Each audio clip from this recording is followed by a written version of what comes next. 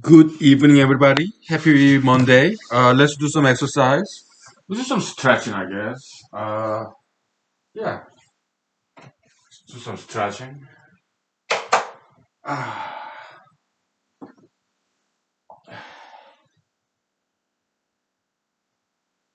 okay.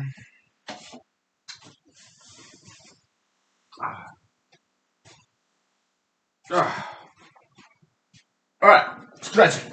Ah, oh, oh, oh, ah, ah, ho, ho. Oh,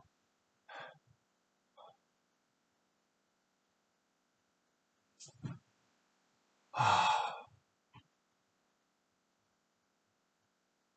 ah, ah, ah, ah, ah, ha, ha, ha. Oh, it feels good. Ooh. Okay, we'll take 5 minutes break. That's feels good. Ah.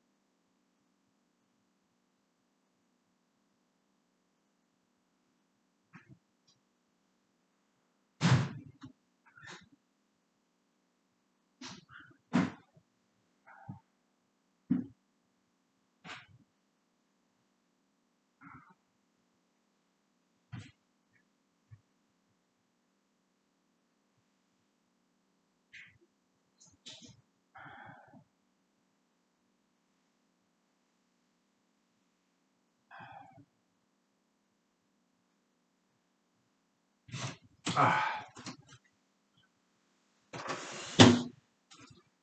ah, good evening.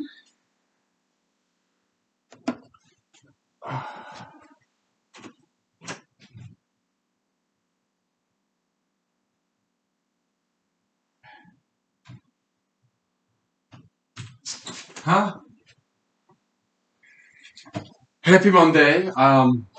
Yeah, yesterday I made an episode, but I decided not to upload it because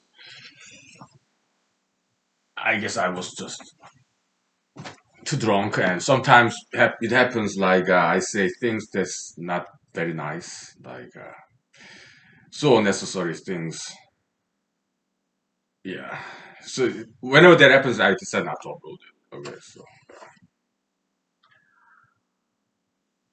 also the humanology paper I'm writing, yeah, I mitigated some wording because yeah, I'm criticizing ideology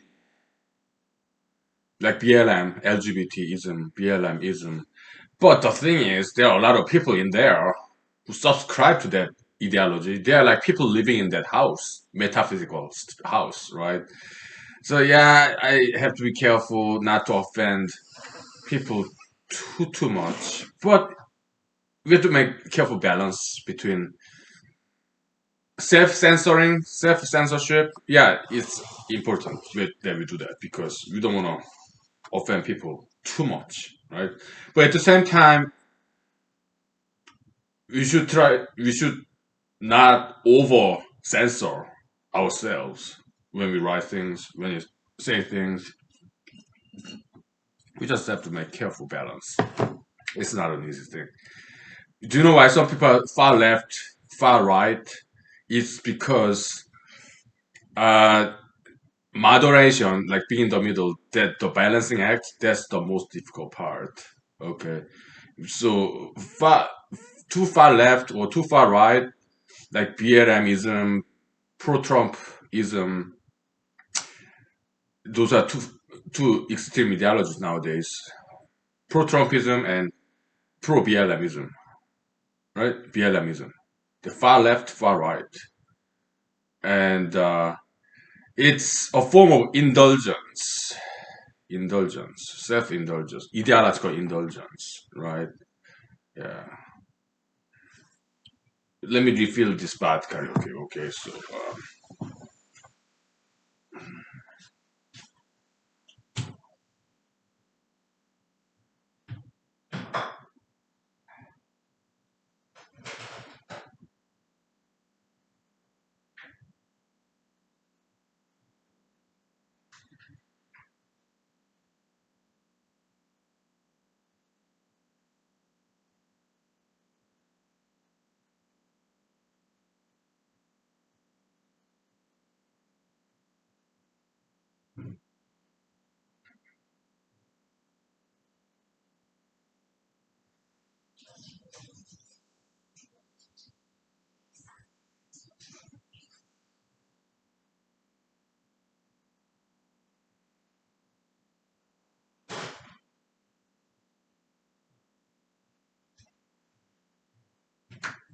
well, so what did I previously write? I wrote that BLM as an ideology is satanic. But that's too emotionally charged language. It's so unnecessary. So I changed it to uh, BLM is one of the most problematic ideologies that ever existed. Okay, so I changed the language. I also said like BLM is almost as bad as LGBTism, but I changed that as problematic as erroneous as LGBTism, and also I also previously wrote LGBTism is like purest evil as pure and evil as it gets as an ideology. I changed that to took out the evil and put the erroneous. Yeah, pure pure and error as an ideology as it gets. Because previously I wrote like there's no good in it. Then I changed that to there's no rationality in it. to sound more scholarly, that's how it should be because this is not supposed to be some propaganda, political propaganda paper, manifesto. No, it's supposed to be academic paper. So I'm glad I made that correction, and yeah, it was the right thing to do. So yeah,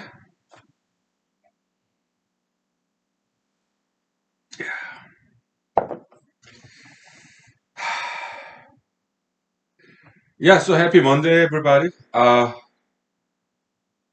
kind of worked late today. Okay, until like 7:30. All right, so writing, I just made those changes in three sentences, three words, three parts. That was about it.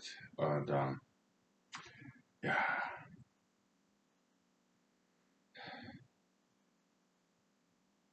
yeah, it rained today. Um, yeah, Alaska is very warm. It's really getting warmer and warmer, very warm.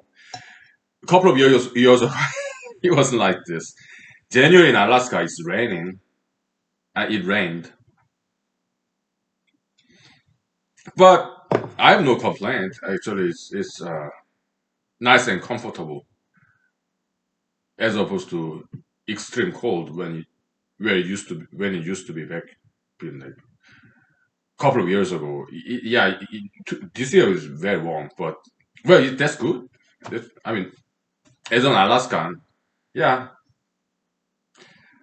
I don't like cold weather anyway. So yeah. How about during the summer? Does it get really hot?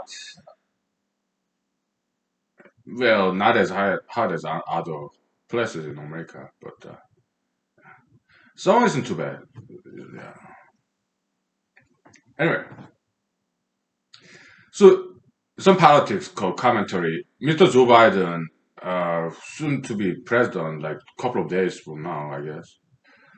He announced that he's going to cancel those pipe oil pipeline. What's the name? I don't know. That runs from Canada, I guess. Keystone pipeline project, something like that. He canceled it. He said he would block it. So that's a concern to many conservatives like me because uh, Mr. Joe Biden, he go along with the Democratic Party line. Yeah, the sentiment of some environmental concern and some Native Americans' opinion that you offend them. Uh, well, so he can decide to cancel the Keystone whatever project, oil pipeline. I think that's a big mistake. Why? Because Mr. Joe Biden tends to think that money grow on a tree, right? That's a concern. Uh, how? So basically, he's against this traditional oil energy source. So uh, environmental concern, carbon dioxide footprint, and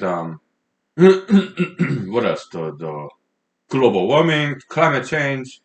Yeah, he's a Democrat, so he buy into all that Democratic Party platform. But the thing is, there's this lost opportunity. That kind of oil pipeline would have created a lot of jobs, would have made a lot of money, generating revenue for America. But he canceled it. And same thing happened in Alaska too, quite recently. There was this pebble mine project in Bristol Bay, and they canceled the project due to environmental concern. I think that was a big mistake. Environmental concern, well, we can always address that later on. Okay, it doesn't. Not everything has to be done in the planning stage. Okay, so I thought that was a big mistake. Even some conservatives in Alaska uh, were anti-pebble mine. Okay, I'm pro peppermint. I'm pro development. Yeah, Mr. Joe Biden might even cancel that ANWR development project. Okay, the Arctic's natural reserve, wildlife reserve. They try to drill a hole underground to extract oil. ANWR. They can't. Mr. Biden might cancel it. President Trump tried to push it. Okay, there's some good things that President Trump did.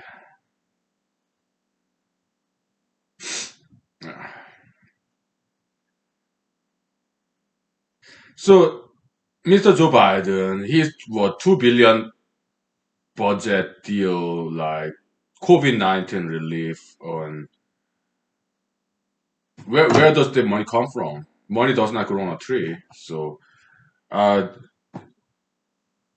he seems to be living in some kind of la la land where money grows on a tree. So he and his people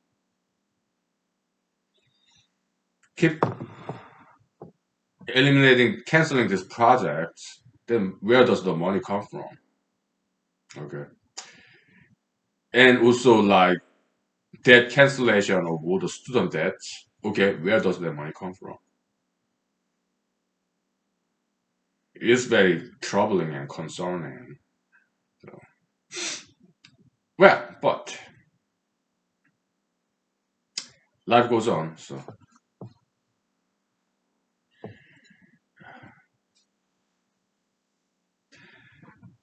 what else?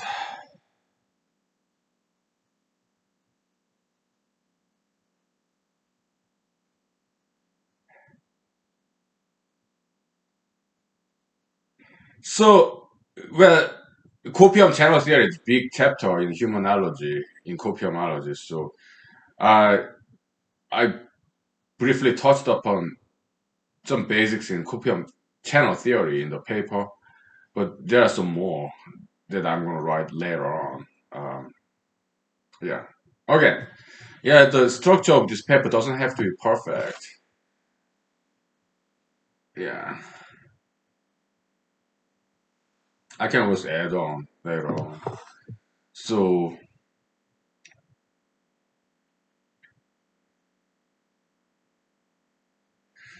so it's this, okay? Negative copium uh, flows in negative channel. Positive copium flows in the positive channel. Hmm?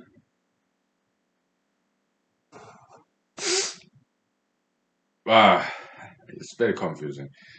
But basically, it's this, okay? Let's say we are unhealthy. Let's say I'm unhealthy. Maybe I drank too much, smoked too much over the weekend.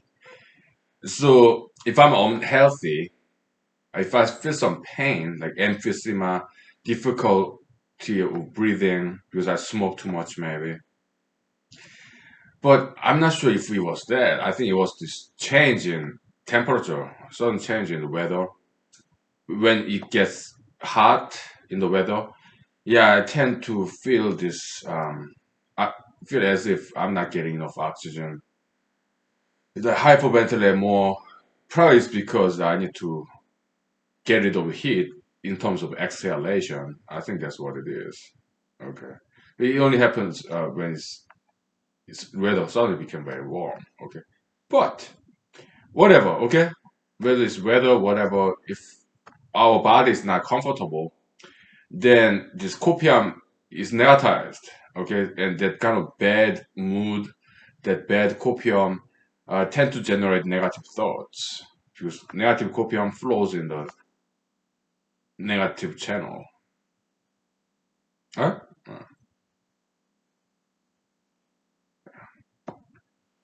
Like it has to do with body, physicality. If our body is not happy due to we suddenly became too hot or our health problem, whatever, then that negative feeling tend to generate negative thought, tend to become convert into negative thoughts. Like some what we mean by negative copium channel is negatizing copium channel, uh, like some bad memory, some unpleasant, displeasant memory in our past, right? Yeah, that comes to our mind when we are in bad mood. Okay? Flip side, positive copium flows to positive channels, positivizing channels. When we are in a very good mood, yeah, we sometimes remember good old days in our memory of good times. Yeah? Or toward the future. When we are in bad mood, future looks bleak. We tend to make this pessimistic future expectation, but when we are in good mood, we tend that kind of positive copium, positive feeling, tend to make optimistic, rosy view of the future. Yeah, yeah. That's something I need to mention at some point in this paper because it's important. So let me write down a note. And my phone is charging, so we'll take 5 minutes break. Okay? Uh, yeah.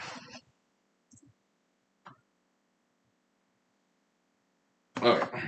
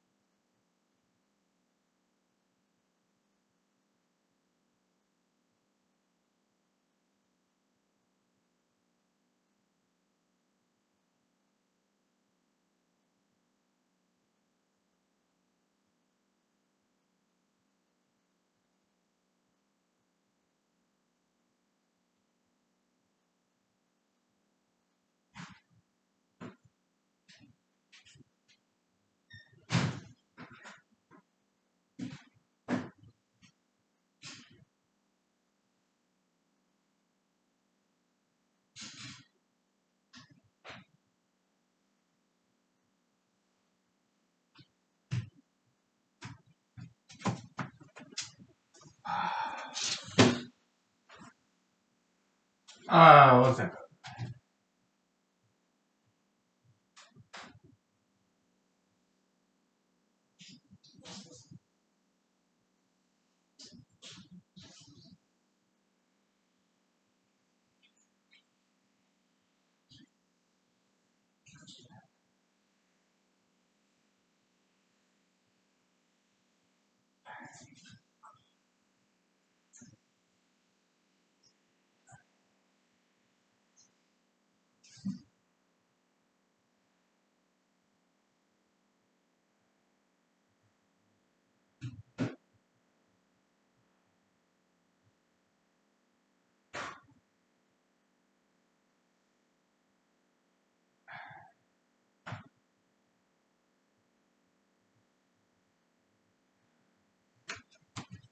So another thing I need to talk about in the paper that I didn't yet is that Copium potential theory. So you have potential energy like gravitational potential energy or electric potential energy, and in physics textbook, many times they make analogy between water and electron. Okay?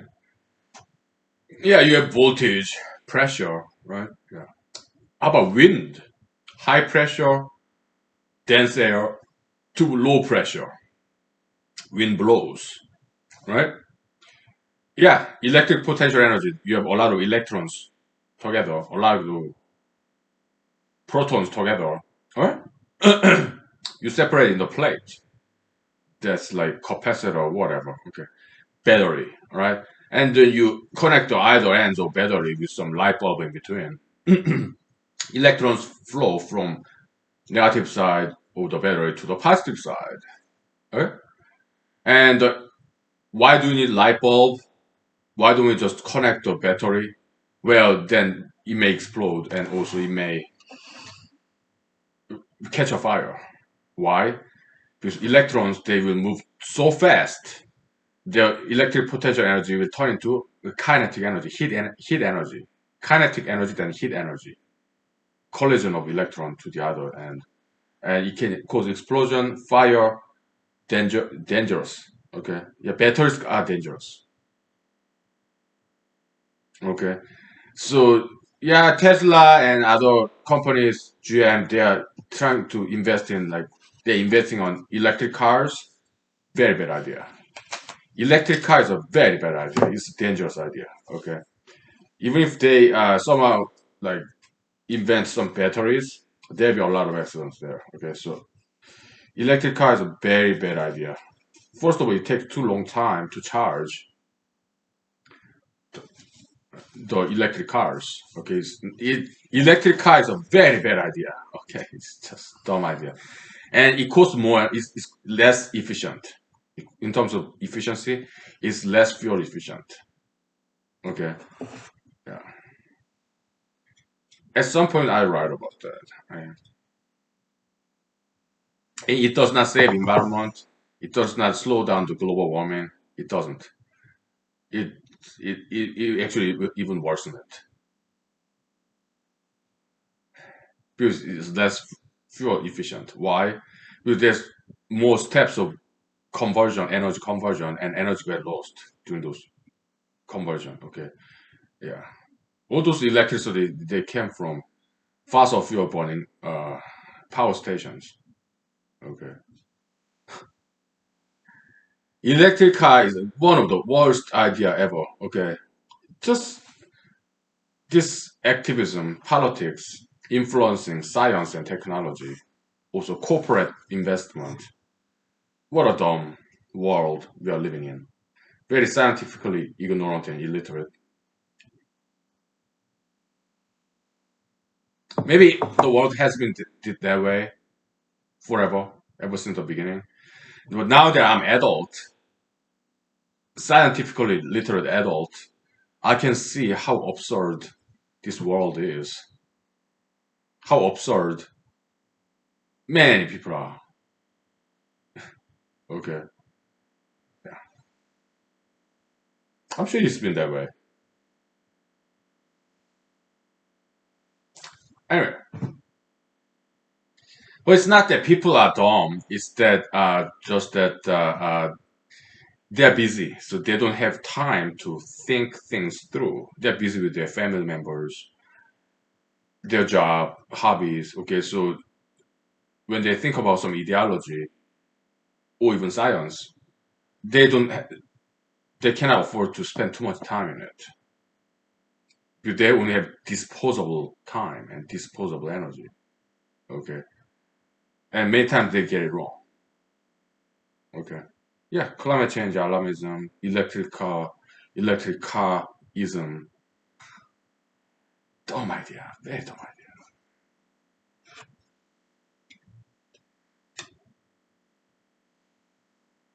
Anyways, yeah, electricity. Okay, so uh, we gotta slow down these electrons by making it work. So some of the electrons, this kinetic energy. First, electrons have potential energy, electric potential energy, right? A lot of electrons, a lot of protons. Electron want to go to the proton, the other end of the battery. Okay, but we need to slow down these electrons to have some light bulb or motor, so that some of the first put electric potential energy, then electronic kinetic energy, and then as it goes through the light bulb or heater or motor, it does useful work. That's why we have battery, right? Who cares about electron meeting proton on the other end of the battery, right? We are converting some of the electrons' kinetic energy into heat energy, light energy, or kinetic energy of motor. Okay, yeah. But electrons will eventually get there to the other end, but it will do so slowly. So this resistance, like light bulb, it will just slow down the speed of the electron. It will eventually get there, the other end. You just slow down the electrons. Okay. Now, copion potential is this. So in wind turbine, yeah, sure, wind turbine. It's high pressure air density, low pressure air. So wind blows air molecules move from high density to low density. That's wind energy, wind pressure potential. Yeah, yeah. Electric potential. Yeah, just density of electrons, charge density. Okay, charge electron pressure. Okay. How about gravitation? Yeah, it is potential energy of water on higher ground. Okay, water flow from higher ground to lower ground, right? Yeah. What kind of density is there? Yeah, gravitational density. I can we can call it that. Yeah. And so, how about copium potential? So when there is this difference in air density, electron density, or gravitation density, okay, uh, then there is some movement of some particles, electron, air, water. Yeah, yeah, waterfall. You can convert that into kinetic energy turbine, which can be converted into electricity, electric energy, right? Yeah. So how about copium? Copium potential. What is copium potential? It has to be some kind of difference, all right? We'll take 5 minutes break, and I, if you want to think about it, yeah. Huh? What is copium potential? What is copium work? Huh? Yeah.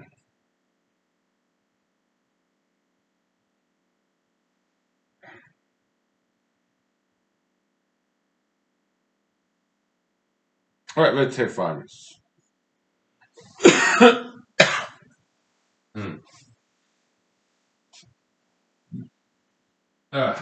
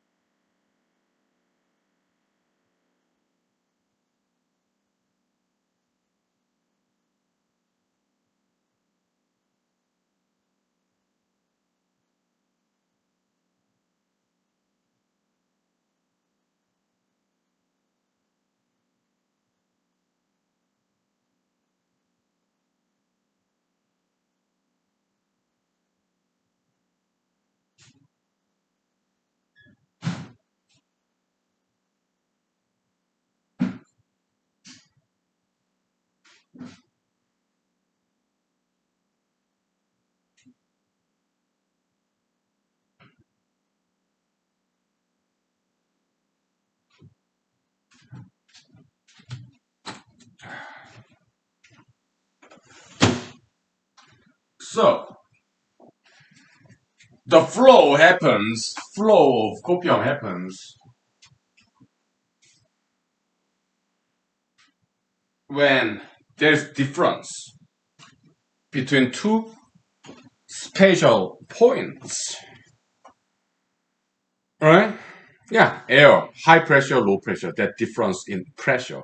If pressure in space A, point A and B are about the same air density, then there will be no wind, although they are both high pressure. Okay. Air movement happens when there's difference between air density in two spots in space, right?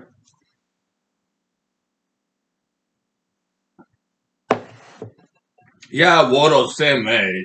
High ground like Mount Everest, and right next to it, still high ground Mount Everest. Water will not move because same height, right? It's the difference in height that makes the move causes the movement of water, right? Electrons same way. If there's some voltage difference between two spots, then electrons will move. Otherwise, it's not going to go anywhere. Okay. Now, copium potential. Okay, two things. It's difference between ideal and real. If there's an ideal, high ideal and low reality, difference between reality and ideal, real state and ideal state. That's what motivates us to study and work so that we get up there, right? So it looks there's some similarity between physical world and metaphysical world, but not quite. Why? Because copium it works upward, not downward. Okay.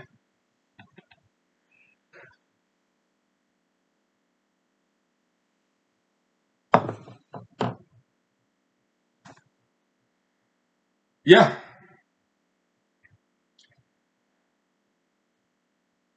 So when I was in high school, I wanted to be a computer programmer. Okay? Well, when I was in college, I worked in a grocery store. I wanted to make more money, so I went back to school, majoring in computer science because when I was in Madison, Wisconsin, okay, let me put some jacket on. It's kind of getting chilly.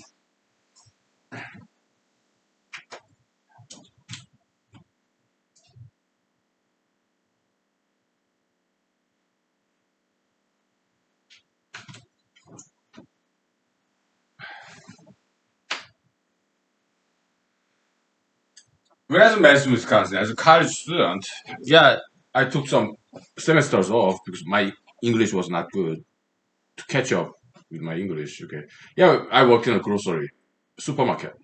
It was not Walmart. No, it was some different kind of chain, and it ran 24/7. Huh? So I worked there making minimum wage, collecting shopping carts. I was like 19, 18. Okay,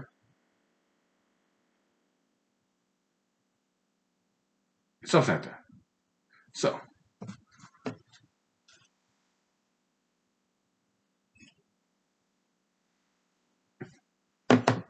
it was budget was tight, but I was not in debt. I was able to pay my rent, buy my food, take the bus. Okay, and but it was tight. Minimum wage owner. I have the efficiency apartment in Madison, Wisconsin, and took the bus to work. Right, and it was tight. What I ate, ramen noodles,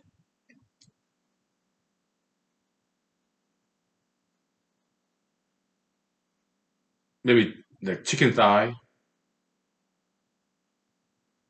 microwaved, chicken drumstick. During the lunchtime, I brought my own sandwich. Yeah, two slices of bread, bologna, ham, cheese. That was it. It was tight. But I was able to pay my rent and buy my food. I did that for a year. Right. Minimum wage. How much was that? Maybe $5.50 or $6, $7.50, something like that. Okay. Back then. Madison, Wisconsin. In 1997, 1998, around that time. Okay.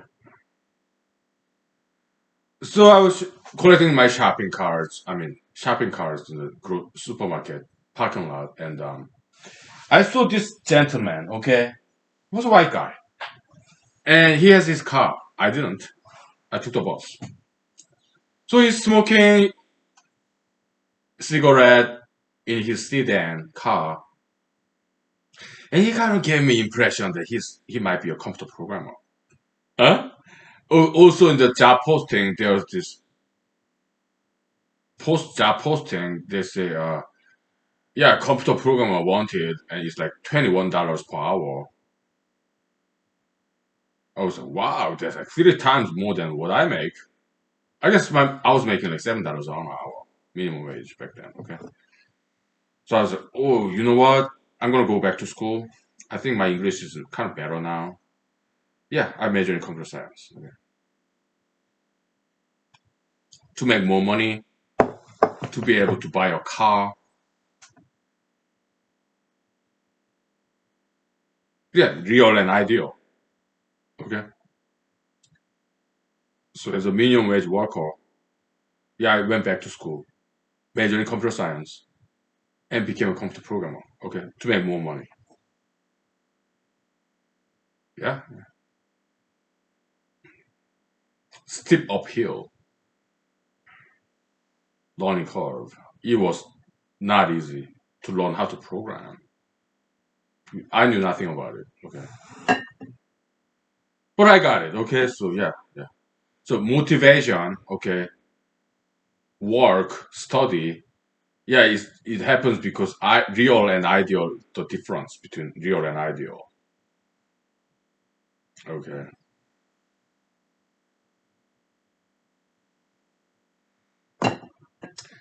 Later on, I got a job as a computer programmer in Los Angeles, California. Okay. Yeah. And during the lunchtime, I would go to places to have lunch as a computer programmer in Los Angeles, California. Okay. Yeah. So in the lunch place, I remember it was more like a to-go box kind of place. Maybe next to a gas station, okay, some sandwiches, okay. Uh, in Los Angeles, California, I was comfortable program, okay. Yeah, I did have a car as a comfortable program. How much was I making? Yeah, about $21 per hour. About $40,000 a year. Los Angeles, California. It was tight too. But I was able to buy my car. Okay, it was Chevy Corsica year 1996 car. Okay, when was I in Los Angeles, California? That was like year 2006 till 2009. Yeah, I was able to buy automatic car sedan. The year of the car was 1996. Okay, so but when I was in Los Angeles, California, I was in 2006. So yeah, that car was like 10 years old. Chevy Corsica, red one. That featured in the movie Therapy for Metaphobia. Okay, yeah. Good car, nice car. Okay, yeah. So I was working as computer programmer full time, right? Yeah. We programmed in Visual Basic, right? And we used XML, HTML. Okay, yeah, database, Microsoft SQL. Okay, yeah. Hmm? It was fun. I liked it. Okay, but yeah, I was making about $40,000 a year. Yeah, about $21 per hour, like I wanted. Okay, after I graduated college. Okay, so and then during my lunchtime, I go to this place.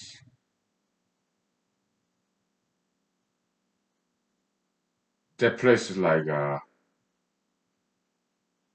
guess it was a restaurant. Yeah. It was walking distance from where I worked. Somewhere in Los Angeles, California. Where exactly? I'm not in liberty to tell you. Okay. Why? Nothing secret, but yeah, still.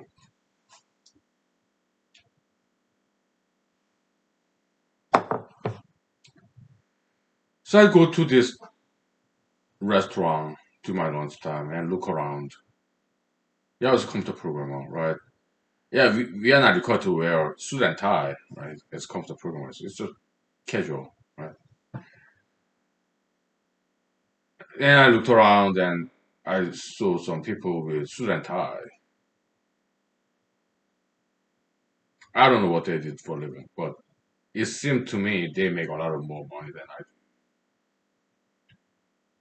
Okay,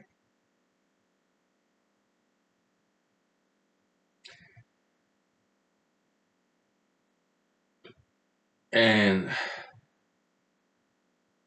I also did some volunteer work when I was in Los Angeles, California. Why?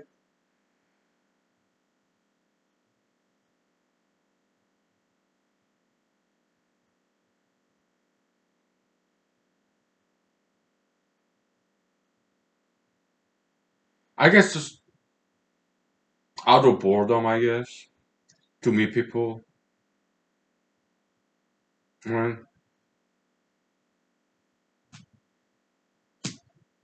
Yeah.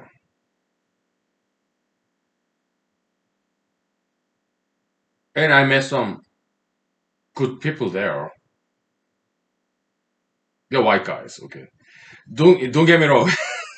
I love all races, okay. It just happened to be white guys, okay. Two of them. They got so we chatted. What was our job? Yeah, some clearing, some weeding out, get rid of the weeds, pulling out the weeds, some clearing out this part of the city, Los Angeles, California. Yeah, just get rid of all these dead trees and stuff. Physical labor, okay. So we chatted, okay. Yeah, and they got their masters, so they recommended me to get masters because all I had was bachelor of science degree in computer science.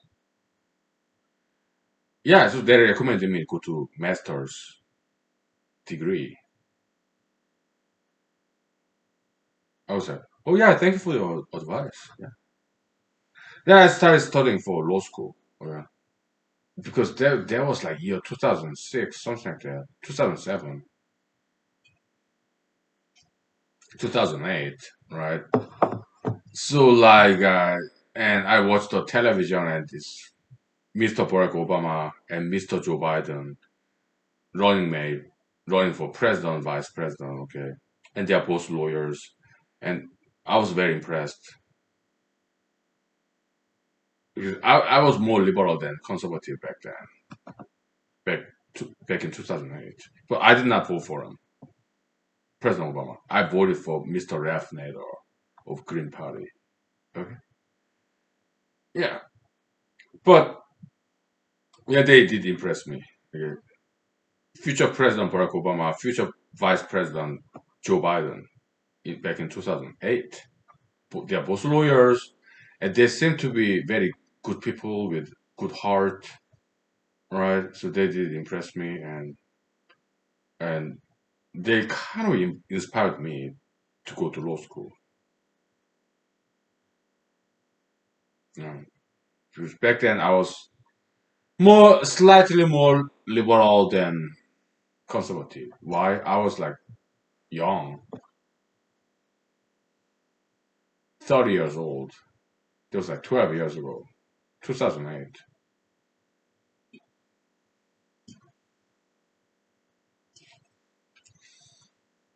Yeah. So I started studying LSAT, law school admission test. And fast forward later on, yeah, I went to law school, passed the Alaska bar exam, and became a lawyer. So how much money I'm making? Yeah, 30,000. No, $30 per hour, $60,000 per year. About. No, not well before tax. After tax, yeah, that's different story. Okay, but yeah, $7 per hour to $20 per hour to $30 per hour before tax. Okay, and yeah, so I worked for it. Okay, because I was computer programmer, and I go to a restaurant and look around, and they're wearing suit and tie. Okay, I'm getting old, so you know what? Maybe law school, become a lawyer, make some more money, wear a suit and tie, maybe. So that's what happened in my past life. Well, past 40 years. Okay. I mean, don't get me wrong, okay? There's nothing wrong with being a professional computer programmer for all life because they can get way up there. Look, Mark Zuckerberg or Bill Gates, they are former computer programmers. They didn't go to law school. They didn't go to MBA. Well, they actually dropped out of undergrad. Bill Gates, Mark Zuckerberg. Yeah, they dropped out of Harvard. Yeah, they were computer programmers. Mark Zuckerberg, Bill Gates. Later on, they became the CEO of business executives. Okay, doing all the way up as a computer programmer. Okay. Yeah, I know some people who started their career as a computer programmer. Sometimes they become politicians. I've seen that. Okay, met them. Sometimes they become like this governmental employee, like directors of some division, even department, right? I've seen them, met them. Okay, yeah.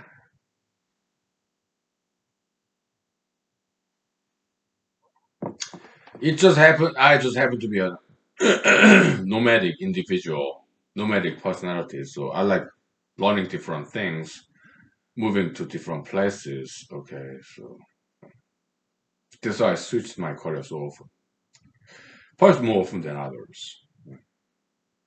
Well, we'll take 5 minutes break. Okay, so, all right. Yeah.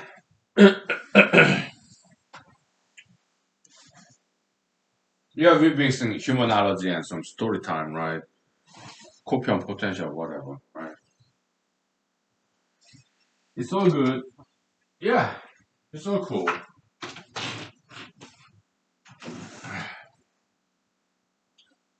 Yeah.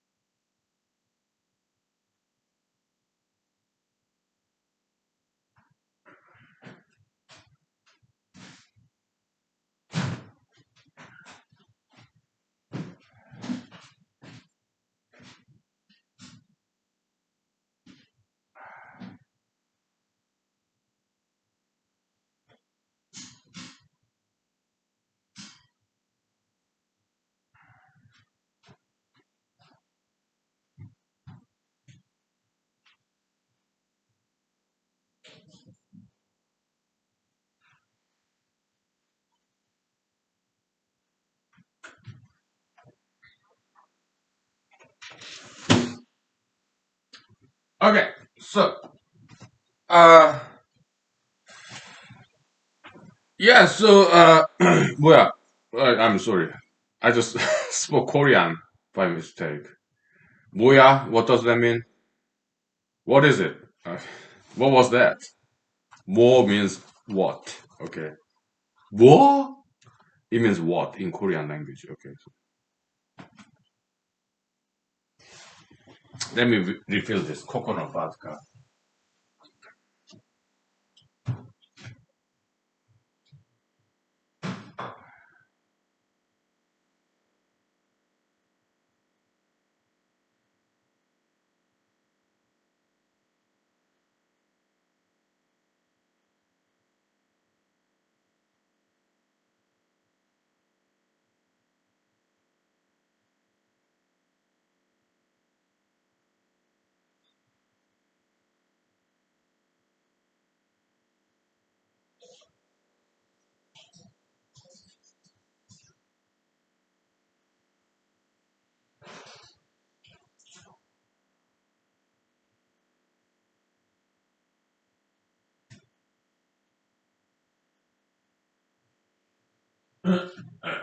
Okay.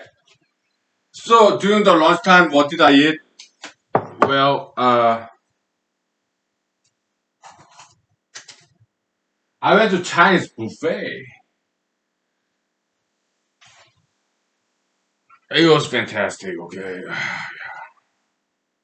and I kind of met this Chinese buffet restaurant manager. I think chief cook gentleman. I think he's Chinese. Okay, because I'm Asian, right? So I can tell the difference between Koreans, Japanese, Chinese. I can tell. Okay. Yeah, we Asians, we can kind of tell whether this particular Asian is Chinese or Japanese or Korean. We can tell the difference. Okay. Why? We know them, all right? We deal with them. So we can kind of tell. The gesture, the attitude, okay. Yeah. So yeah, it was fun. I love this Chinese buffet place. Okay. So I was when I saw the gentleman, chief cook, maybe manager, owner of this restaurant, I was like, because I love the restaurant. Okay, oh my goodness, it's so good. Chinese buffet. Okay, it was just so good. Okay, so he smiled at me. Okay, I think he's older than me. Okay, yeah. I couldn't help. Okay, I love this restaurant. This Chinese food. Okay, fantastic. Oh my goodness, this is such a great cooks. Okay. Oh my goodness, I love Chinese food. Okay. Oh, it's Chinese food buffet place. Okay. So the food they are good. I've been there before, right? They're so good, and it's all you can eat, right? So two plates full of Chinese wonderful food like fried rice and chicken and maybe some pork, dumplings and sushi. Okay, right? Because Chinese buffet, but still they serve some sushi. Okay, so yeah, I could not eat all of them, so I had to go box. So what I ate, that's like $10. To go box, another $10. So I spent like $20. Okay. To go box in my refrigerator right now. Yeah, I probably have that for dinner after this episode. Watching some, I probably continue to watch this Police Academy movie made in 1980s American movie. Okay, so yeah, yeah, it is good comedy. Yeah, yeah. So like, so why did I go to Chinese buffet? You typically I don't. Typically, in during my lunch hour, 1 hour lunch, I run and I go to Walmart. That's typically what I do. Buy some sandwich from Walmart, right? But today, during the lunch hour, I did not even run. Why? It was raining. When it rains, I still run. But today it rained and it was very windy. Why? Because uh, nowadays it's quite warm in Alaska, in the valley. Okay, when it's warm, because mountainous region in the valley, they're still cold. So the air higher the air density, higher air pressure because it's cold. When air gets cold, they kind of stick together, right? So they get heavier, so they come down. High air pressure, atmospheric science, the meteorology, right? But in the valley, other parts of it in the valley is very warm, so there's low air pressure. When it's hot, air molecules have more kinetic energy, so they spread around, they run around, run away from each other, low air density. Okay, so they tend to go up because they're lighter. Okay, so high air density somewhere in the valley east, where there are a lot of high mountains, air is cold there, higher density. And in the valley, it's the valley, so it's a kind of warm and hot air, sparse. They're going up, so strong Arctic wind happens whenever season changes. Okay, temperature differential. So today I did go to park during my lunchtime where I work, where I run, right? And it was raining. It was very windy, so I took my umbrella because when it's just raining, I run with my umbrella on. When it snows, rains, I still run with my umbrella on. Okay. But it was windy. So I got outside or parking lot at the park with my umbrella. And it flipped because of the wind. Arctic wind is a very strong wind in Alaska, okay? Like 5 times, 10 times stronger than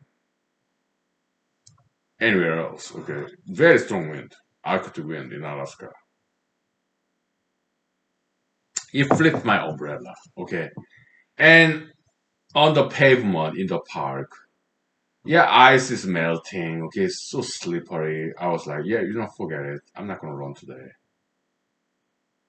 at this lunch hour. Okay, because it was raining. My umbrella got flipped in this Arctic wind force. So I came back to car. Okay, well, I don't need to go to Walmart. I'm hungry. Okay, let's go to this wonderful Chinese buffet place. Okay, so that's what happened to my lunch hour. But after work, it was long hours today because we were busy. Okay, I got off work like 7:30 p.m. Right after work, you know what? Wind stopped. Air distribution, high pressure air, low pressure air, wind blowing. It stopped because it was 7:30 p.m. At noon, wind was very high speed wind. How many mile per hour? I don't know. It was very strong wind. In order to, I mean, enough to flip this umbrella that I had earlier. Okay. I mean, I still have that umbrella in my car, but okay. Yeah, so high strong wind, okay, during the noontime, but after 7 hours, yeah, it went away. Okay, I still wanted to run, so I ran in the park. I went back to the park, same park, downtown in the valley. Okay, I ran for like 10 minutes. Okay, yeah, it was good. I need to run. Hmm. Yeah,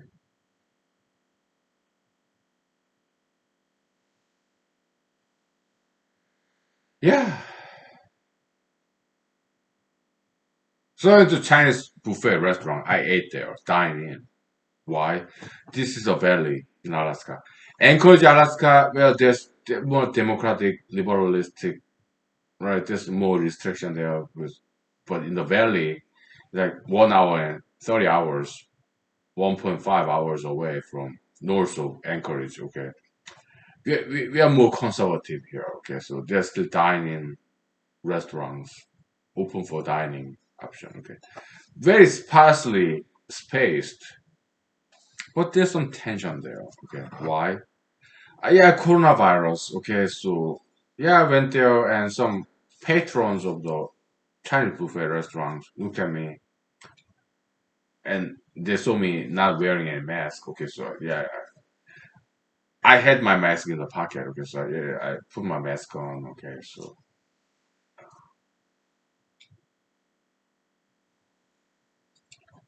yeah, buffet, okay?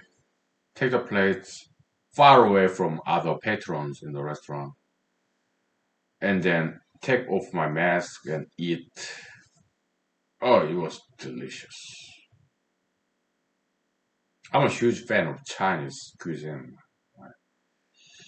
I'm a huge fan of Chinese cuisine. Okay, that's so good.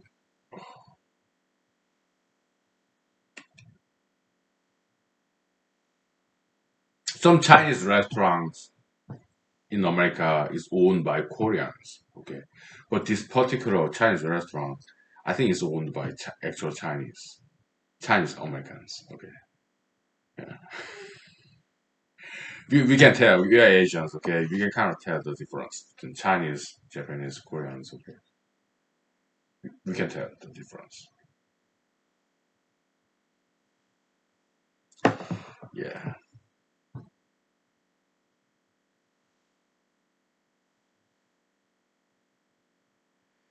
it was good. It was very good lunch.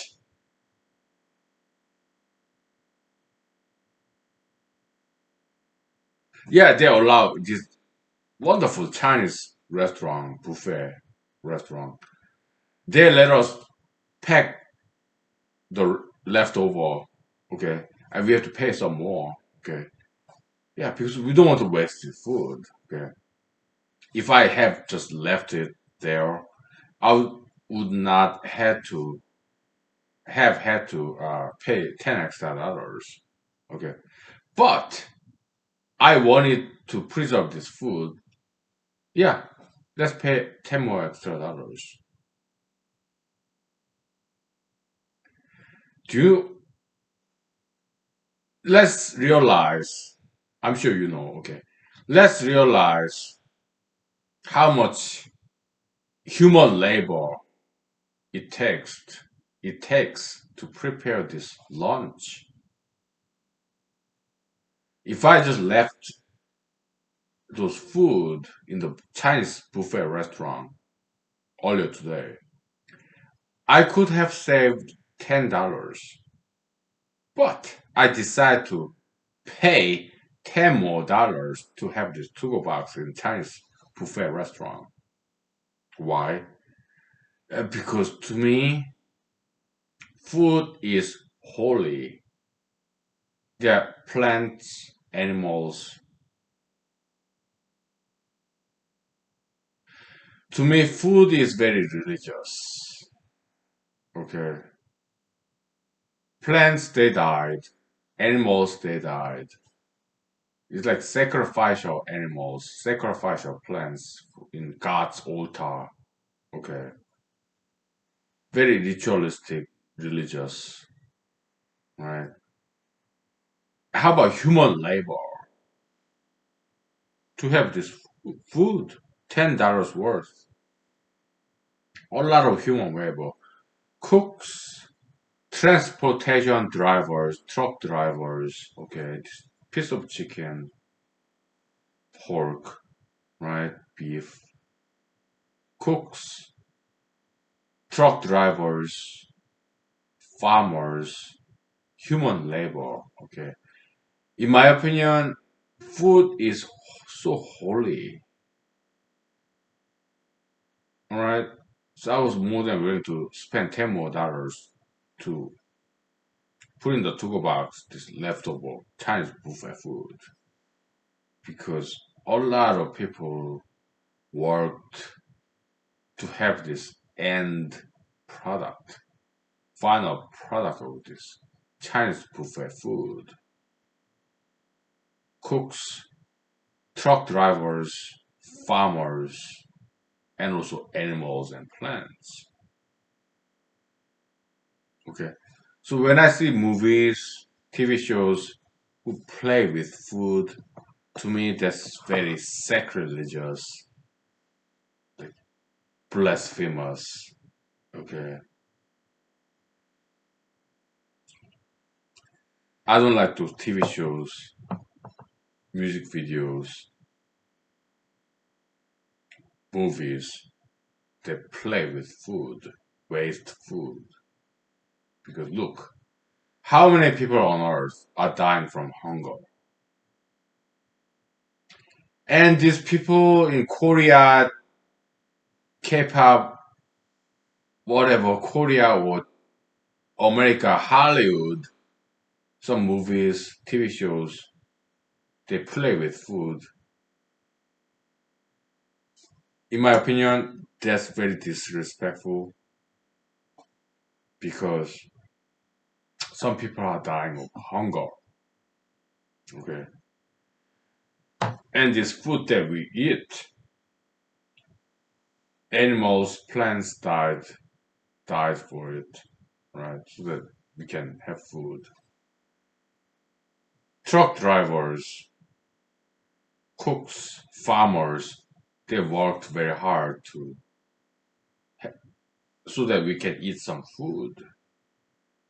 Something food is something very holy, divine.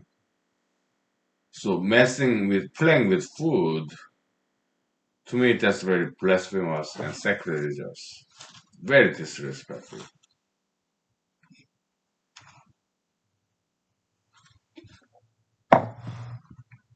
That's what I think, how I feel. But so many people in the world are dying from hunger. Okay. So playing with food in some movies in Korea, America, Hollywood, that's very blasphemous and sacrilegious. That's my opinion. Okay.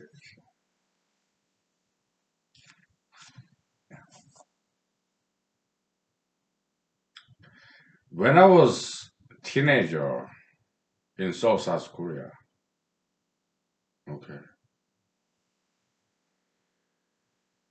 my dad told me we're in the dinner table, right? South Korea. I was in high school, middle school maybe elementary school. Okay, yeah, we have dinner in South Korea, dinner table. Okay,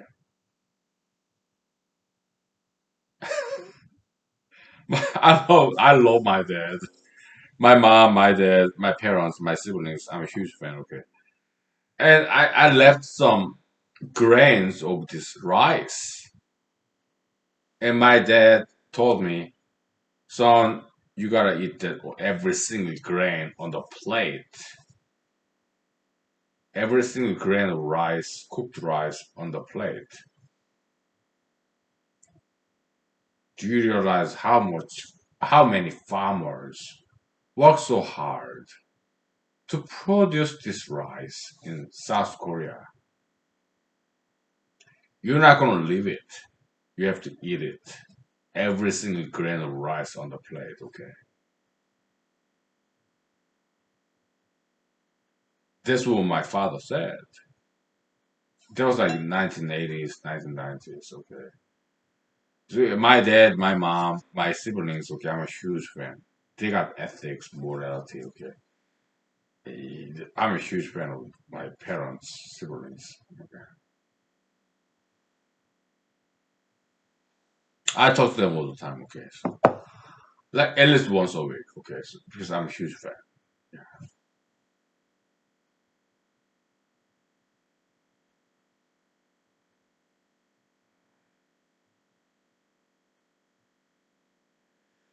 Okay, you know what? Yeah, let's wrap it up for tonight, okay? I don't have anything more to say, so I'm sure you have wonderful parents, grandparents, siblings, children. Okay. Yeah. I'm just sharing my experience. Yeah.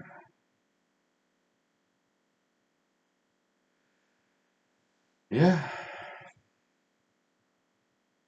Please share your own experience with us. Okay. Enrich the knowledge. Right. Yeah. I bet you have wonderful stories. Your great parents, siblings, children. I have no children. Okay. But yeah, metaphysical children, the humanology. Yeah. But yeah. Whatever. Right. Yeah. Share with us. Share the knowledge. Okay. Yeah.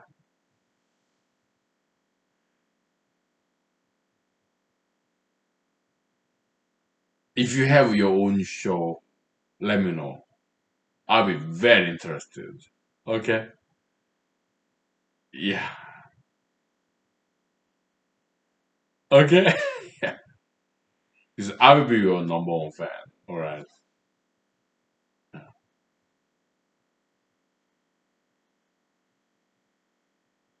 Okay. God bless you. Thank you. Alright. Have a nice week. Thank you. Oh, happy Martin Luther King Day. Happy Martin Luther King Day. Bye.